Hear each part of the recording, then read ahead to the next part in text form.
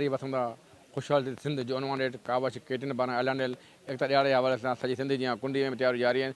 जीअं कुंडी जे वेझो ॻोठ आहे भगत गेनूमल में आल कोहली एसोसिएशन तरफ़ां जेको प्रोग्राम रखियो वियो, तक़रीब रखी वई तमामु पीर मंदर ते, उते सिंध जे मुख़्तलिफ़ इलाइक़नि में नाले वारे जे भगत उन शिरकत कई आहे। माण्हू शिरकत शरीक ॻाल्हि ॿोल कंदासीं, थोरी वधीक छा चवणु आहे हुनजी जेको वायु भिटाई कयूं उन ॻाल्हि ॿुधांसीं, हुनजी वधीक छा चवणु आहे। वेड़ा वरी वसंदा खुशहाल थींदी सिंध, उन तहत अॼु आल कोहली एसोसिएशन जे प्लेटफॉर्म तां भगत गेनूमल कोहली में ही सकाफ़ती ॾियारो मिलाए रहिया आहियूं। 4 डिसंबर जे तयारी जे हवाले सां प्रोग्राम रखियो वियो आहे। अॼु हिते जेको आहे किताब बि विराया विया आहिनि, ॻोॾ मुतासिरीन जा जेको ॿार आहिनि उन्हनि में, ऐं पेनूं स्लेटूं वग़ैरह सभु विराया आहिनि। हिते जेको भगतनि जूं जेको आया आहिनि, असांजे भगत पोपट शाह अब्दुल लतीफ़ जी वाई ॻाई आहे भगतनि, ऐं उनखां पोइ रासूड़ा ॻाया आहिनि। पारकरी ज़बान में जेको रासूड़ा थींदा आहिनि, सिंध जे लाइ मोहबत जो पैगाम ॾिनो आहे। वेड़ा वरी वसंदा खुशहाल थींदी सिंध, ऐं असां हीउ ॾियारो जेको सखावती सिंध जो सभु गॾिजी मल्हाईंदा आहियूं ऐं धाम धूम सां।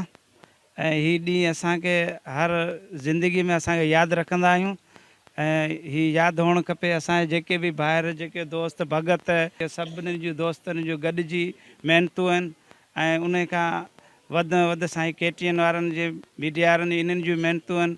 4 डिसंबर जे हवाले सां जेको असां हीउ प्रोग्राम जेको रिहर्सल कई आहे अॼु कुंडरी में, ज़िलो उमरकोट कुंडरी में, तमामु बहितरीनु आहे। ऐं केटीएन न्यूज़ वारनि जी महिरबानी जेको हीअ कवरेज ॾियनि पिया।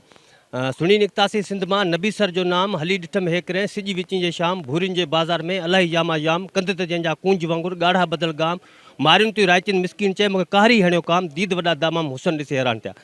असल में हीउ प्रोग्राम पहिरीं शहरनि में थींदो हो, असांखे ख़ुशी थी आहे। शहरनि मां फिरी जेको ॻोठनि में जेको असांजो जेको हीउ प्रोग्राम थियो आहे, सकाफ़ती ॾियारो थियो आहे। ऐं असांजे जेके ॿाहिरि जी जेको गयूर जेको आवाम हुई या को ग़रीब तबिके सां, त उनखे ख़बर न हुई त सकाफ़ती ॾियारो छा थींदो आहे। अॼु जेको भगत गेनेमल में जेको ही पहिरियों शायदि प्रोग्राम हूंदो उमरकोट ज़िले में, जेको ॿारहाड़ी में मुनक़िद कयो वियो आहे। निडनि ॿारनि असांजे जेको ॿारहाड़ी जेको औरतूं आहिनि, अॿोज औरतूं, हुननि खे पहिरीं ख़बर कोन हुई इहो सकाफ़ती ॾियारो छा आहे। पर अॼु असांखां इहो पुछियो वियो त हीउ सकाफ़ती ॾियारो छा आहे। अॼु महिरबानी आहे मस्जिद मेमन वारनि साहिब जी, केटीयुनि वारनि जी, जेको हीउ हिते प्रोग्राम कयो, ऐं असांजी जेको हीउ आवाम हुई हिनखे ख़बर पई त अॼु सकाफ़ती ॾियारे जो जेको रिहर्सल थिए पई। ऐं 4 डिसंबर जेको आहे सकाफ़ती ॾियारो आहे, ऐं हीउ जेको ॾियारो असीं आहियूं बिल्कुलु पंहिंजी ईद जे बराबरि सम्झायूं।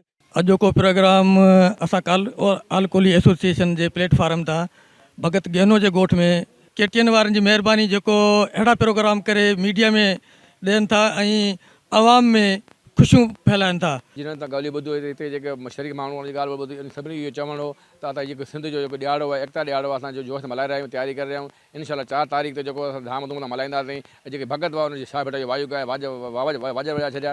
ऐं इहे बि दुआ कई आहे सिंध आबाद हुजे, जेके वेड़ा वीरान ते उहे आबाद थियनि त सिंध खुशहाल थिए। कैमरामैन शबीर जान सां गॾु अब्दुल मजीद मेमन, केटी न्यूज़, ॻोठ गेनूमल कोहली, एल कुंडरी।